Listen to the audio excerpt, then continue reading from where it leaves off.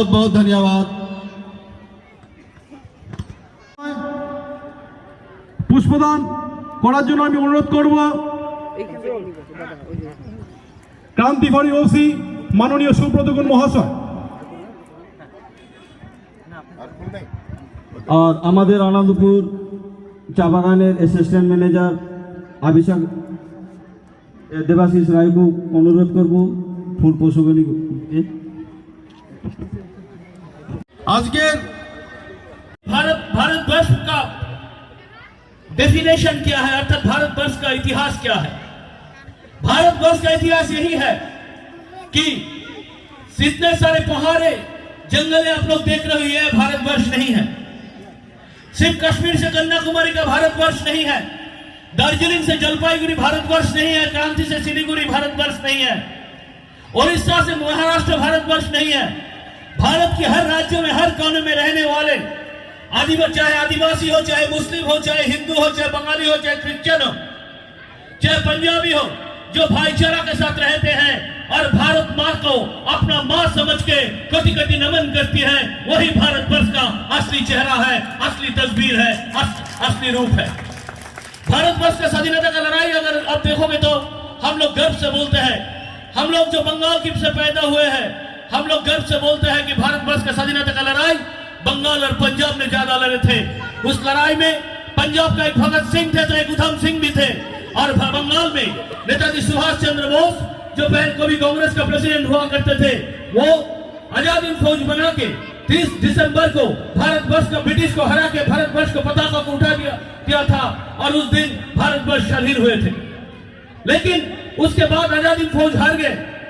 भारतवर्ष का स्वाधीनता का लड़ाई में नेता बंगाल का सुभाष चंद्र बोस से देशबंधु चित्तरंजन दास, भारतवर्ष के स्वाधीनता का लड़ाई में पहला शहीद जो हुए थे, फांसी का मंच में जो शहीद हुए थे, वो है खुदीराम बोस, और उनके साथ जिनका जेल हुआ था वो है प्रफुल्ल चाकी। भारतवर्ष का इतिहास को अगर ठीक से पढ़ा जाए, ठीक से समझा जाए, तो आप देखेंगे कि भारतवर्ष के इतिहास में हिंदू और मुस्लिम को कभी अपना विरोध नहीं किया। स्वाधीनता का लड़ाई में, स्वाधीनता का लड़ाई में हिंदू नेता मोहनदास करमचंद गांधी एक तरफ थे, तो एक तरफ मुस्लिम नेता बादशाह खान अब्दुल गफ्फर खान थे, चौधरी चटर्जी बनर्जी थे, दास घोष थे। उसके बाद कभी चाय बगान, कभी आनंदपुर चाय बगान जहां पर हम खड़े हैं, 1013 एकड़ का चाय बगान है।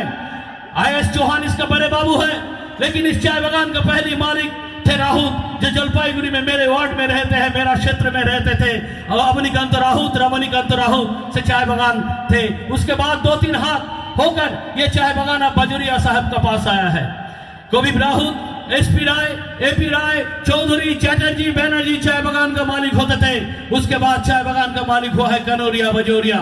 लेकिन अभी तक चाय बगान का कोई मालिक ओराव मुंडा नहीं हुआ। क्यों? 34 साल आपको CPM ने आपका अंधकार में रख दिया था। रांची में एक लड़का जन्म लिया था जिनका नाम था बिरसा मुंडा। सन 1875 से उन्होंने जब बड़ा होना शुरू कर दिया, वो ब्रिटिश के खिलाफ एक गोरिल्ला वार, जो लोग हम बोलते हैं युद्ध दो तरफ की होता है, एक सामना सामनी होता है, दूसरा होता है कभी आकर अटैक करके फिर चले जाना। फुटबॉल में होता है अटैक काउंटर अटैक, युद्ध में भी ये अटैक काउंटर अटैक होता है। ये है इसको गोरिल्ला युद्ध कहा जाता है। इस बिरसा मुंडा जी ने गोरिल्ला युद्ध शुरू कर दिया। उनने 17 ब्रिटिश पुलिस ऑफिसर को मार डाला भारत का स्वाधीनता का लड़ाई लड़ते लड़ते। और ये लड़ाई लड़ते लड़ते उन्होंने एक पूरा फोर्स बना दिया। लेकिन 1-2 आदिवासी भाई को ब्रिटिश ने रुपया देकर खरीद लिया, और उन्होंने बिरसा मुंडा कहा है वो ठिकाना बोल दिया। और बोलने के बाद बिरसा मुंडा जी अरेस्ट हुए थे। और बिरसा मुंडा जी अरेस्ट होने के बाद बिरसा मुंडा जी को 1919 में आदिवासी यहाँ पर है, मैं सबको कोटि कोटि नमन करता हूँ। और वीर भगवान बिरसा मुंडा को उनका जन्मदिन पर 146तम जन्मदिन पर उनको फिर से कोटि कोटि नमन करता हूँ। जय हिंद, जय बांग्ला, जय आदिवासी, जय जोहार।